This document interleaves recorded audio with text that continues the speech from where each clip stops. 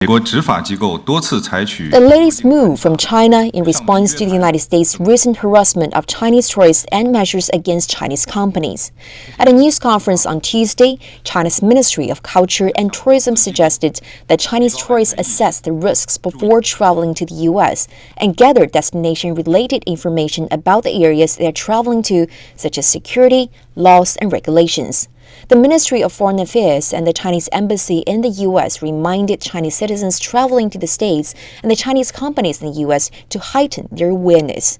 Experts say that such a warning is the result of U.S. continued harassment and interference on Chinese citizens and businesses. A major factor is some of the United States' incorrect moves and policies. We have noticed the U.S. has intervened in some important China-U.S. cultural exchange institutions, such as the Confucius Institute. The U.S. is also taking a negative attitude towards China-U.S. people-to-people exchanges. From Chinese scholars to companies, many have received unreasonable interference. Under this context, China has to respond, because in the Chinese perspective, the key for people-to-people exchanges is mutual respect. The U.S. used to be one of China's travelers' top destinations, but the trend has started to reverse since the trade tensions broke out between the two countries. In 2018, travel from China to the States fell nearly 6% to around 3 million visitors, the first drop ever in past 15 years.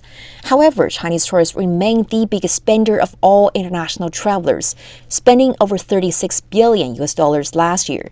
And Chinese visitors' average spending is also more than that of any other major inbound market.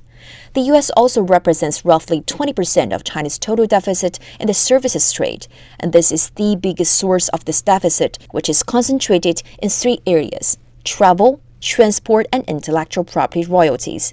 Experts say that given summer is the high season for Chinese tourists going to the States, the latest warning will undoubtedly take a hit on the U.S. tourism industry and also dampen Chinese visitors' interest in traveling and shopping in the United States. Earlier this week, the Chinese Ministry of Education has warned scholars and students who plan to study in the States to be fully aware and prepared for the potential risks. And experts say if the U.S. wants to continue the people-to-people and cultural exchanges with China, the key is mutual respect. So, CGTN, Beijing.